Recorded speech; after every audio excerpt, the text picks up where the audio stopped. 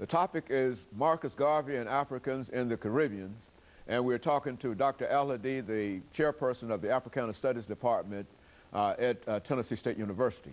Dr. AAl-Hadid, during this last segment, let's give you an opportunity to talk about Marcus Garvey and his influence and some of the influences that helped to shape Marcus Garvey as well, and some of the influences that his personality and his vision helped to shape as well. Let's talk about it from that perspective. Yeah, when we left off, we said that Marcus Garvey entered this country in 1916. Mm-hmm.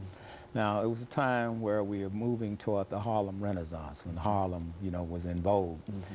And Garvey came to this country and started his organization called the Universal Negro Improvement Association. Mm-hmm. And the time period of Garvey's most powerful influence in this country was between 1916 and 1926. Mm-hmm. So you're talking about within one decade, mm-hmm. here's a man that using the power of the spoken word, mm-hmm. Saying, up you mighty race, you can accomplish what you will. One God, one aim, one destiny. Mm-hmm. Africa for the Africans at home and abroad. Mm-hmm. He was able to mobilize more than 6 million people of African descent mm-hmm. around the world. Mm-hmm. I mean, he literally had thousands of chapters of the Universal Negro Improvement Association inside mm-hmm. the United States. Mm-hmm. Garvey's basic vision was to create a United States of Africa. Mm-hmm. This was during a time, we're talking about right after the First World War, when imperialism was entrenched in Africa. They needed the natural resources there in Africa. The Germans had fought a war against the colonizers in order to colonize the colonizers, mm-hmm. which failed. And so Garvey now is coming to seize Africa. Mm-hmm. And as he's agitating to seize Africa, decolonize the Caribbean, he mm-hmm. becomes a big threat in this country. Mm-hmm. And he became so much of a threat that J. Edgar Hoover infiltrated this movement, and for the first time in the history of the Federal Bureau of Investigation, mm-hmm. he actually hired an African American mm-hmm. with a code name 800, mm-hmm. not just an informal person, mm-hmm. but a person actually on the payroll mm-hmm. to infiltrate his organization. And when his organization was infiltrated, they accused him of mail fraud because mm-hmm. he had started the Black Star Line. Mm-hmm. This was a big shipping company that he wanted to put together in order to do trade between mm-hmm. the Caribbeans and Africa and the African American side of the United States. Mm-hmm. But Garvey had these very grandiose designs. Mm-hmm. He was full of pomp and pageantry. Mm-hmm. He knew how to raise money. Mm-hmm. Very, very charismatic. Mm-hmm. He had the type of charisma of, say, a Martin Luther King mm-hmm. or Malcolm X.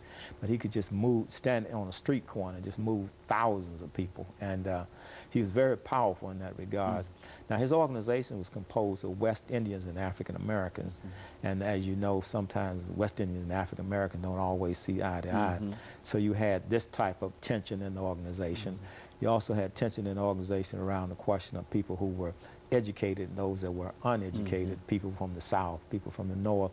And there was some corruption in the organization because he surrounded himself a lot by people that he could trust, mm-hmm. but not necessarily people that were competent, people that were loyal to him, but not necessarily competent. Mm-hmm. So that was part of his undoing. And he built the organization around himself mm-hmm. rather than delegating responsibility and leadership. And then there were some areas where he didn't have competencies. Mm-hmm. And so that created this problem inside of the organization. Mm-hmm. But when he was eventually arrested for mail fraud, he was taken to prison in Atlanta around 1926. Mm-hmm. And when he got out in 1928, they sent him straight back, they deported him rather, mm-hmm. back to Jamaica mm-hmm. and told him he couldn't come back inside the United States. So after 1928, his power inside of this country and around the world started mm-hmm. to wane mm-hmm. in terms of his organization. But his vision did not go away, because you have to remember, while he was talking about uniting people of African descent around mm-hmm. the world, Du Bois was also organizing his Pan-African Congresses mm-hmm. during the 1920s as well. And so they were working concurrently. Du Bois was organizing the intellectuals, mm-hmm. and Garvey was organizing the masses of the people. Uh-huh. Yes. Mm-hmm. He left Jamaica because by the time he got back to Jamaica, he tried to start up some businesses. Many of them failed. And he was just somewhat, a period of time he was a hero, and then the other period of time, mm-hmm. That sort of waned and the people turned on him. Mm-hmm. So he left Jamaica and went back to London mm-hmm. around 1935. And so he pretty much died there in London. A very interesting incident happened in January of 1940. He had a massive stroke. Mm-hmm. And while he was trying to recover from the stroke, George Padmore, the author of the book Pan-Africanism or Communism, who's, I think Padmore is also from Trinidad, put an obituary in a column of a paper inside this country saying that Marcus Garvey had died, and they put his obituary in the paper and everything. And when he read a copy of that paper in June of 1940, he had a second massive heart attack, and he died, you know, because he died a person who did not really accomplish all he set out to accomplish. He never actually went to Africa, even though he wanted to go to Liberia and claim that republic and start his base there. He wanted to go to Sierra Leone, but he never got on African soil. The closest he got to Africa was London. And so in that sense, he died pretty much a tragic, tragic hero in a sense. But at the same time, in 1935, while he's in London, another person is at Lincoln University by the name of Kwame Nkrumah. He picks up Garvey's book, The Philosophy and Opinions of Marcus Garvey. He reads this book thoroughly.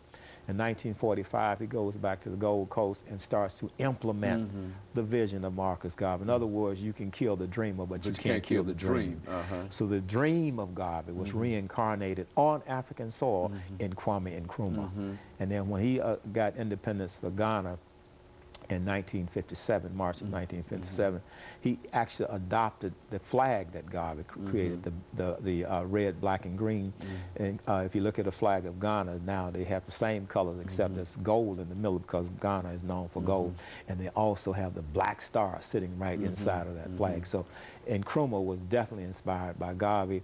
We had other movements. The Moorish Science Temple movement with Noble Drew Ali was inspired by Garvey. And of course, we know that Malcolm X parents were part of the Garveyite movement, and that's how he got his early indoctrination with Pan-Africanism and Islam. And then toward the end, after he left the Nation of Islam, then he went back to establish his organization called the Organization of Afro-American Unity, which was modeled in a certain way after Garvey's Universal Negro Improvement Association. So that whole Pan-African dream, or if you can talk about people like Stokely Carmichael, Kwame Ture, also from Trinidad, inspired by Marcus Garvey. So the children of Marcus Garvey are still very much alive. So there's a real legacy. Oh yeah, there's a legacy that you Garvey talk about created. now when you talk about. And he inspired Jomo Kenyatta in Kenya to create the Mau Mau and bring about independence in Kenya. So the book, the jury is still out in terms of the impact of Garvey on people around the world. And then of course when Maulana Karenga creates Kwanzaa, you know, he adopts the colors of red, black, and green. You have the red, the green, and the black candles, and also the bandera, which is Swahili for flag. So they adopt that flag. So Garvey's influence is still here. And every time you see someone walking around with red, black, and green on, or a flag, or an armband, or something like that, or a cap, you know that's the influence of Marcus Garvey.